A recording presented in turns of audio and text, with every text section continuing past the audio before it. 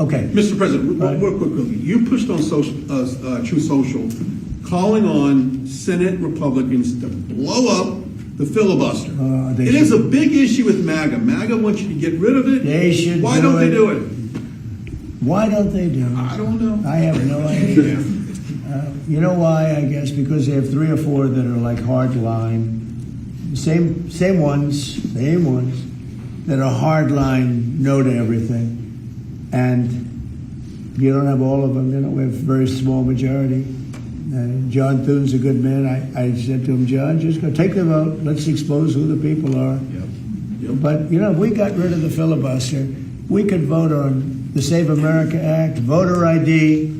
You know, you act so good. I love this. Yeah, He's a great guy. I'm curious. Even though I don't love his girlfriend too much, okay? I won't tell you who the girlfriend is. But I like him, and I've always liked him. Thank you. I'm actually curious. It's great that he hasn't changed. That's right. I'm the same man. But Brian, I think here's the problem. It's not even imaginable to me why. And people are angry about it. People are angry. I'm talking about Republicans who are angry about it. The filibuster should be terminated. If the Democrats ever get a shot, which probably, based on history, sometime they will use it in the first minute of the first hour, and they will execute all of the bad things. 21 justices. You know, they really like 21. I heard 13, but they really want 21 Supreme Court justices. And they really want to have D.C. and Puerto Rico become states. That would mean automatic 4 senators go into the Democrat column. And there's not even a chance that they don't do it and do it immediately. Now, with that knowledge, because you could argue whether it's good or bad, but I don't think it's that much of an argument, frankly. But you could argue, with that knowledge that they're going to do it immediately, why wouldn't you do it as a Republican? Unless you have bad motives almost. But if we did it, we could pass one bill after the other. We could pass laws and acts and things that we never even dreamt of passing. And you know what else? We wouldn't lose for 50 years. You know, if we terminated the filibuster, we would have a 50-year run. You'd stop cheating. I mean, look, they're professional cheats, and they're great at it. That's what they're best at, because you can't get elected with their policy. You can't get elected with men and women's sports, with transgender mutilization of our children, with open borders for jails to be dropped into our country, and mental institutions, and drug dealers and murderers. Think of it, 11,888 murders come into our country. Nobody even talks to them about it, right? We got a lot of them out because of, you know why? Because of ICE, which they don't want to fund. They're defunding our police. When they defund ICE and with Border Patrol and Secret Service, they're defunding our police. The same thing as they're doing with an officer on the street corner.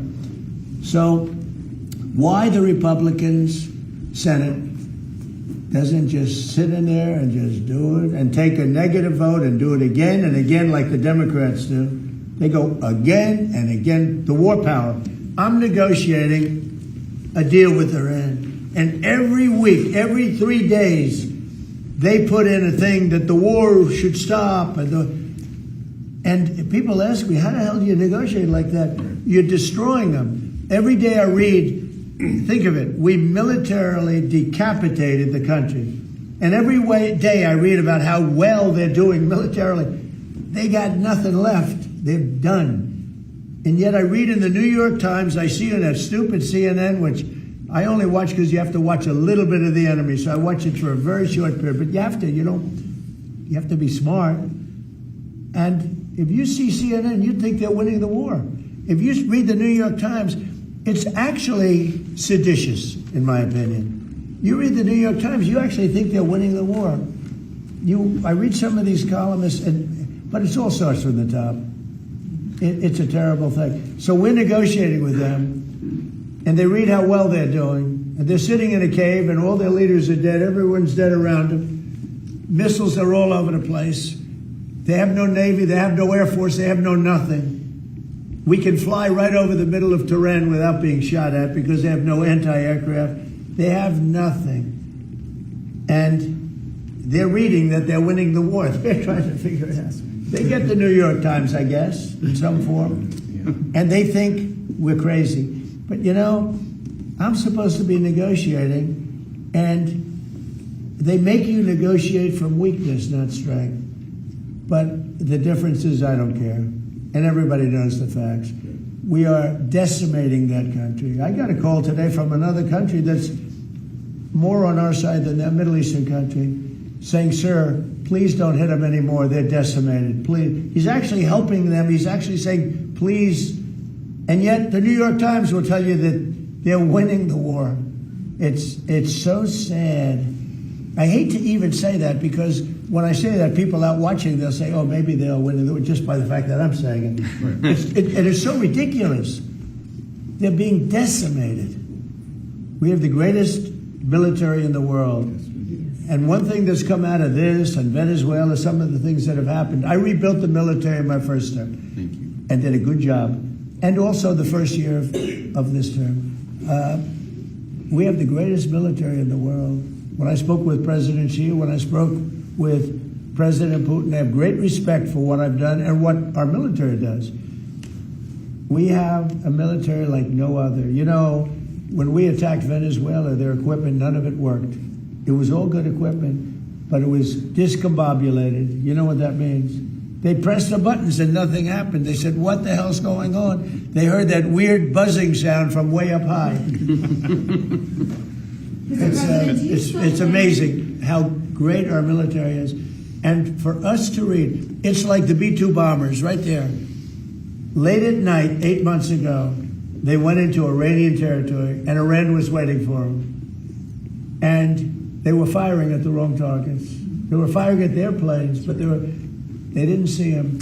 And with no moon, dark at night, they dropped each plane at 2 bombs, 14 bombs.